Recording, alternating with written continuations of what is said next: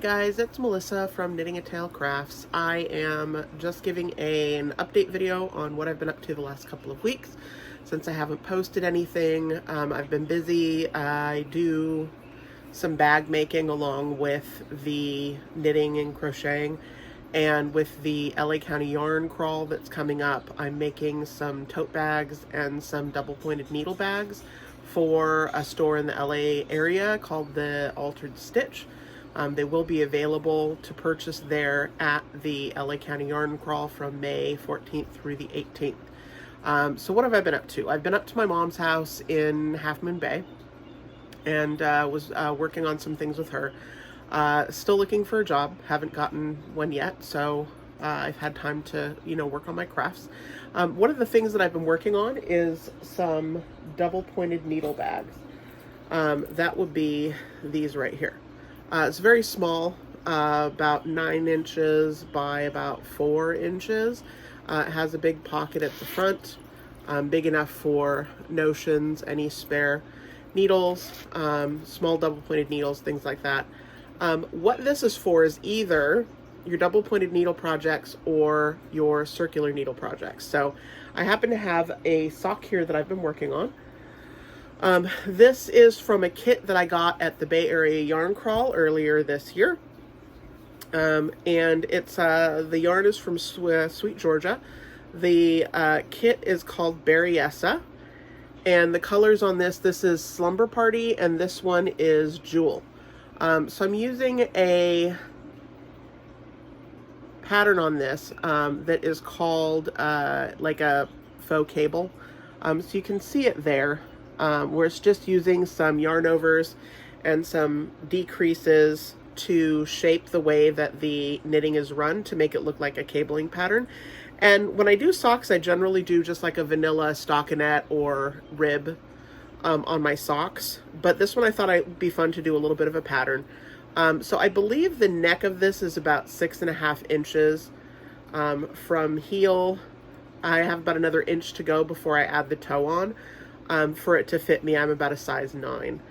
But I thought it was a really cute pattern. I really liked the colors on it. But what this is used for is when you are storing your double pointed needles, you can stick it into the bag like this, and you can snap 2 of the snaps, and your knitting won't fall out because it's holding the needles inside of the bag. And so you can also fit a little bit of a ball of yarn in here. Nothing really huge, but I can definitely get a smaller ball of yarn in here like this one here, which is that jewel color from the Sweet Georgia yarns. So you can just plop that in there. And again, snap this up. So that way, if you are taking your sock knitting on the go, the ball is there. The sock is being held in place. And then again, the front pocket, you have a spot for notions. So these are bags that I'm making for, again, the Altered Stitch to sell there during the LA County Yarn Crawl. So if you're in the LA area, you can certainly stop by May 14th through the 18th. The store is moving from Valley Village up to Van Nuys this week, I believe. And you can purchase them there. They're $20 each. So that's one of the things that I'm working on. I also have to make some totes this week to go along with it as project bags.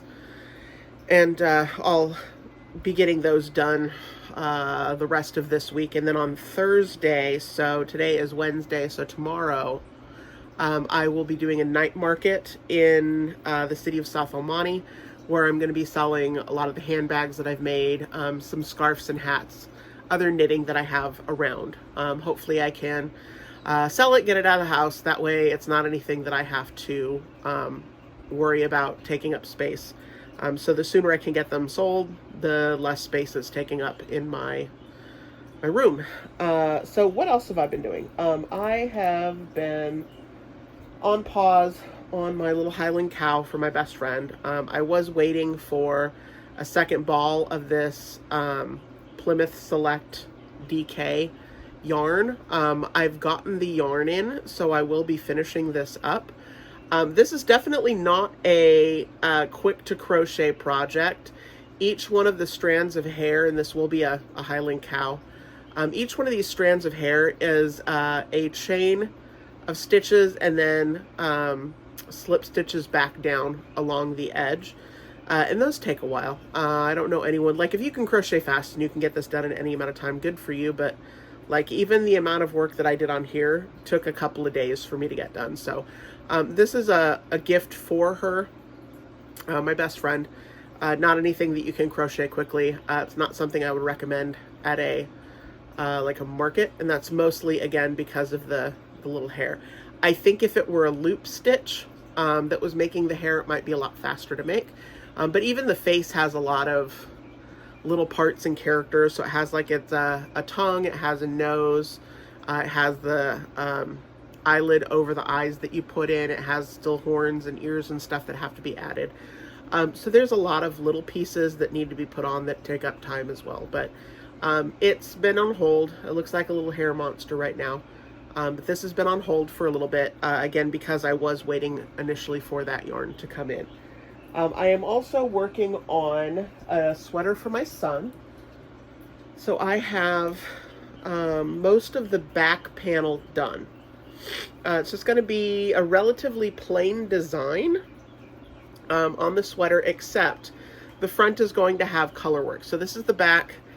I am almost done to the point where I'm going to be shaping the shoulders. And then once that's done, my son is going to tell me how much space he wants, because he wants a Pokemon on the front, kind of like I have my Princess Leia here. He wants a Pokemon on the front of his sweater, and I need to know how big he wants it so that I can chart the design and get that knit. Now I already have all the yarn for it, based on how much I was already using to make the back of the sweater. So I already have the yarn in place, the colors that I need for the Pokemon, but I just need to finish the back panel so that I can find out how big he needs to make it. I had to actually adjust the back on that panel. The pattern itself from the armpits down said 17 inches, and when we held it up to my son, he is about 6'1", 6'2". Still growing, he's a teenager, still growing. But it was too short, so we actually had to have about 3 inches of length onto it to make sure that it was going to be an appropriate length for him. So I'll have to remember to do that on the front as well and take that into account when placing the design. The reason we were waiting is so that when we measure out the space, I can see how many inches up before the design starts and then how wide and tall he wants it. I am working on a crocheted dress pattern that I found. I had some mandala yarn that I had bought initially to put on my loom. But the first mandala yarn that I put on it to try to make a scarf out of it was real sticky, and it kept sticking together, and I was so annoyed with it that I didn't want to have to use it again. But I have noticed that the different types of mandala yarns, like the ombres versus the, I don't know, the regular one, versus some of the other ones, the different thicknesses and different textures. So I think some of the other textures might have worked pretty well on it, but just for whatever reason, the one that I had, it stuck really bad, and I really was not happy with it. So I had some mandala yarn sticking around. I made a blanket out of some of it, which I showed on a previous video. But this one is a dress that I found on the Lion Brand site. It's called Miranda. And it only comes in one size, and that's a 36-inch bust, so it definitely will not be for me. But it is already started in here. So it has the straps and V-neck. It has these medallions that are knit, 2 medallions knit on the side. And then I've started on the skirt going down.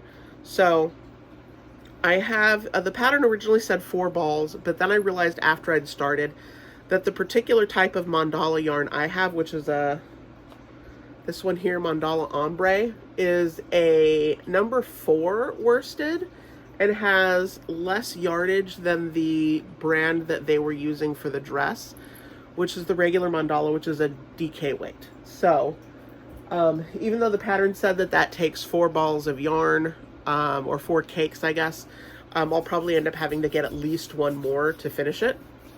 I've already had 4. that I had previously. And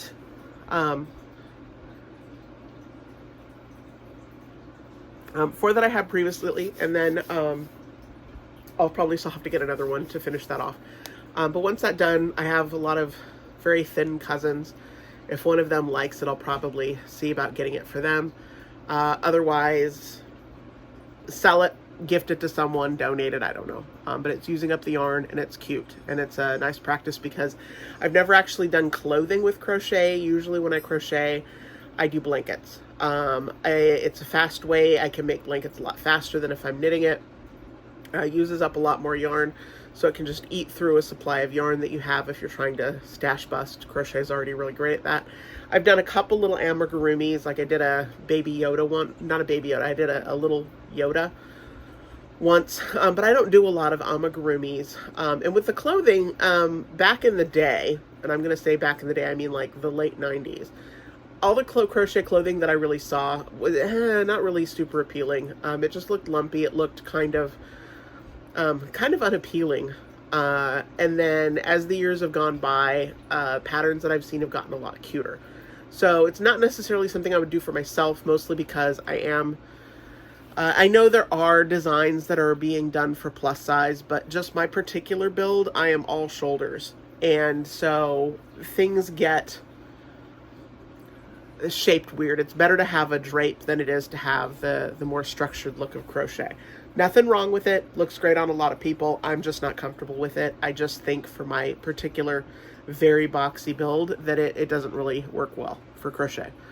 Knit garments, love them. Love having the drape. I think it just looks better than what I can do with crochet for myself. So I have the dress that I've been working on, and I got the pattern off of the Lion Brand site.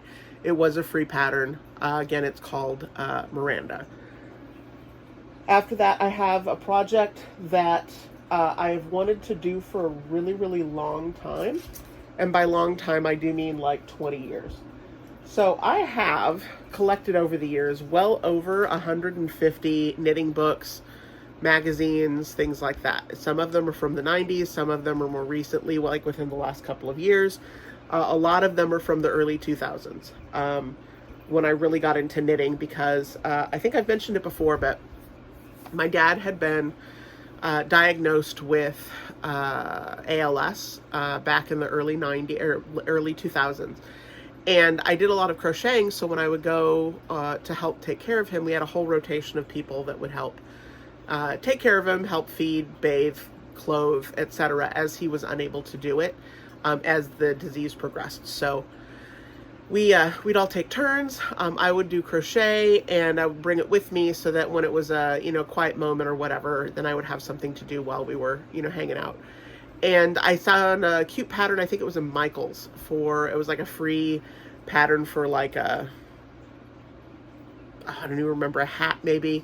And when I brought it home and looked at it, I realized that it wasn't a crochet, it was knit. I hadn't paid enough attention. And I didn't know at the time how to knit. I just had been crocheting since I was 7. I'm in my mid-20s at this point. So I bought one of those how to knit kits that you see at Michael's, where it comes with the book and a couple of needles and some patterns in the book. And then I brought it home and I started to practice how to do a knit and purl. And then as soon as I was comfortable doing that, I immediately made a sweater for my cousin. So I would just jump headfirst into things. So I started collecting like Vogue knitting and interweave knitting and the like. And there was this edition, it's fall 2004, Vogue knitting, and it is actually a cape. Let me see if I can find it here. Super cute. This one right here from, I think it's Pierre Carrilero. I might be pronouncing that wrong. It's very, very cute pink cape. And I've had the pattern for years and years and years and years, like a good 21 years now. And I've always wanted to make it.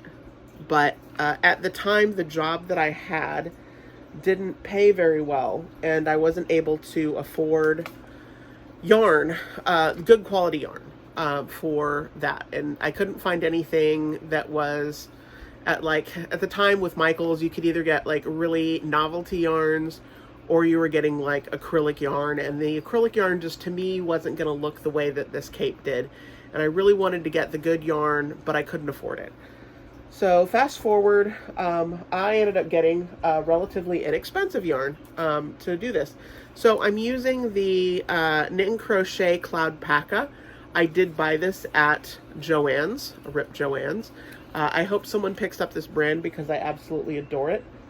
It's very light and fluffy, so I figured it would be perfect for a cape because it would have the drape that it needed, but it would also be very light because of the structure of the yarn. Plus it's a lace pattern. So I've started on it. I only have 2 rows done so far, so I will show this as it progresses.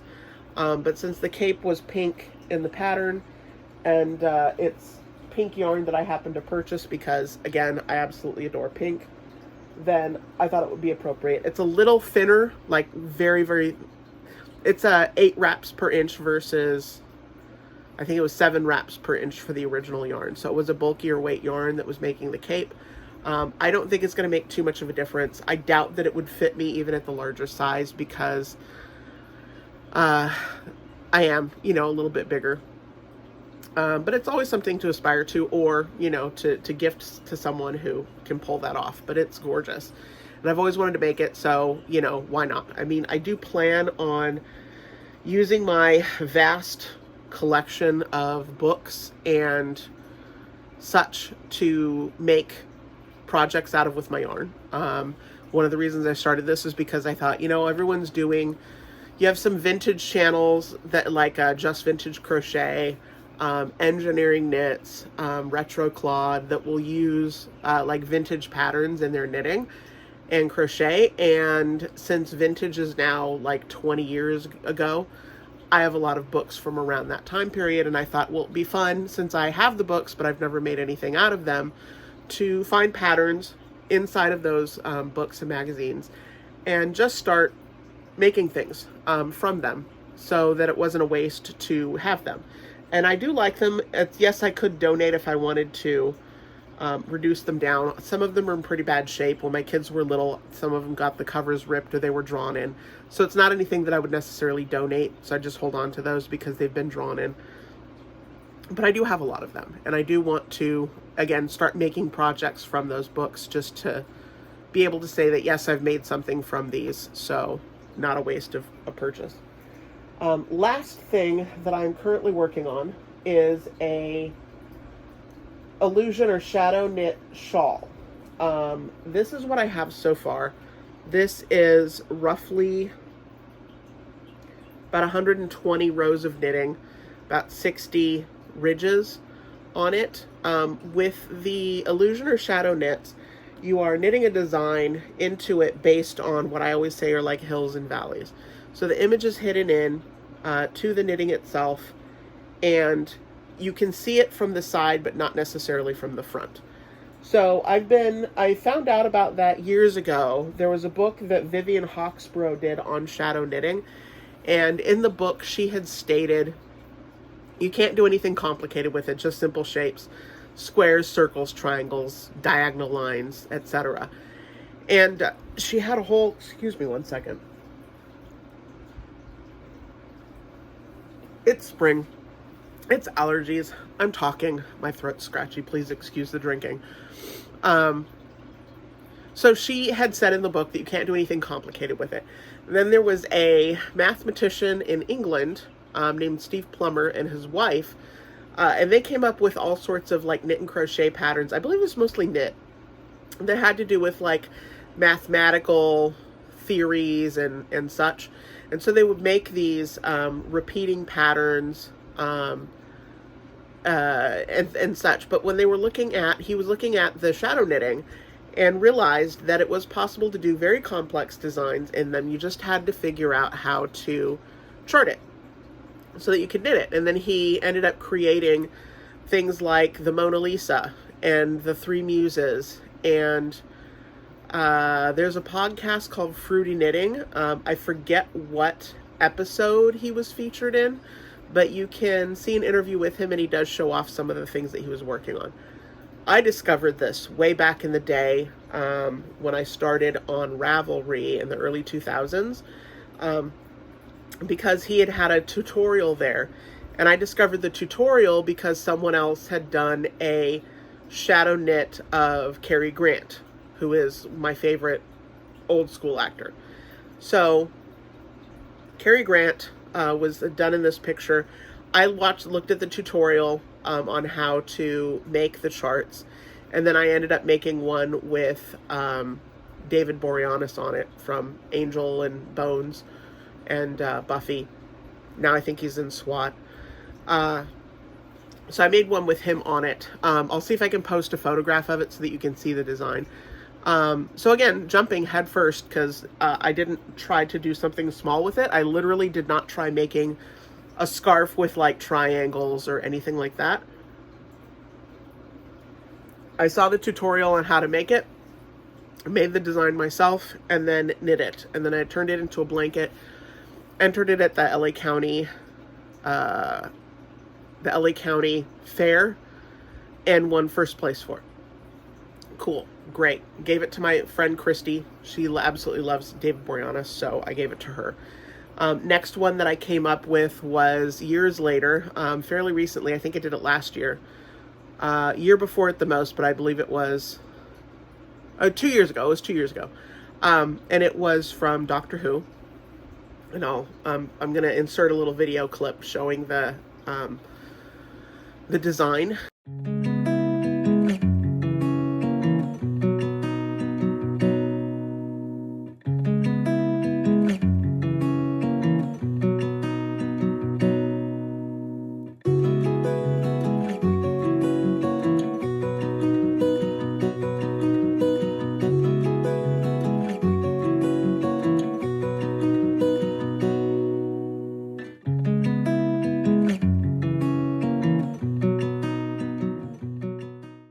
Come out of the scarf. But it was a picture of if you know Doctor Who, the 10th Doctor, and Rose Tyler from New Earth. Rose character was possessed by a character named Cassandra. Cassandra, as Rose, kisses the Doctor. That was the design that I did. So I charted that, made it into a scarf, actually wore it to the Gallifrey 1 conference, which I've mentioned that I've gone to before. Wore it there, took a picture with Billie Piper, who played Rose Tyler, while wearing the scarf, because I thought that was fun. So I did that. Currently I'm working on another Doctor Who one to enter for the art show at Gallifrey 1 next year, and it's going to have the 12th Doctor and the character River Song on it. So I'll post a picture here of what that looks like with the picture. And so I've started knitting it, and it's actually the third time that I've started knitting it. This has been a very, very frustrating project, as much as I love it, because it's going to be kind of like a half circle with the image, and then it's going to have wording all around the border that has to do with the particular scene that I am knitting. But I can't do the wording until I get the body built, so that I know how many stitches I need to pick up, so that I can make chart the pattern for the color work section with the wording. So I started working on it. This is the third time I've done it. The first time my count was off when I started doing the design by like 20 stitches. So I realized I'd missed like a good chunk and had to rip back until I had a row with the correct number of stitches at the finish, so that I could continue on from there. Then I went back through, started knitting, got up to row 220, so that would be 110 of the ridges, and went to do a count, and I was 5 stitches off. I had 5 more stitches than I needed, which is bad, because the type of design that it is, you have to be completely accurate, or it's going to show. Like any color work, same thing, if you're off by any number, it's going to screw up the picture. So I had to rip it back again. So this time, what I'm doing is, in order to be able to put the whole thing in a pattern, I'd have to write it up anyways, because there are a lot of increases in it. So it would need to have like the number of increases that were made on the design. And so I just started writing them down and then knitting as I've been going through that process.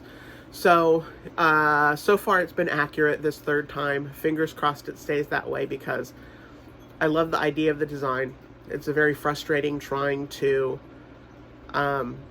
knit it, and it's been interesting trying to get it done. So I've been on a break the last couple of weeks again because I've had to do some bags and things for the not the Bay Area, the LA County Yarn Crawl. This Thursday I'll be doing a night market here in South El Monte, and we'll see how that goes, because I will have my handbags there, some knitted hats and things that I've made, along with, yeah, well, the knitted hats, scarves, things that I've done with weaving and knitting and crochet, and then the bags will all be present. So we'll see how that goes. Hopefully it goes well. And as I get through these projects, I'll go ahead and show you my progress. Thanks much. If you've liked what you've seen in the video, please like and subscribe. If you have any questions or comments on any of the projects, let me know in the comments and we'll have a discussion about it. Anyways, you have a great rest of the week, and thank you so much, and have a great day.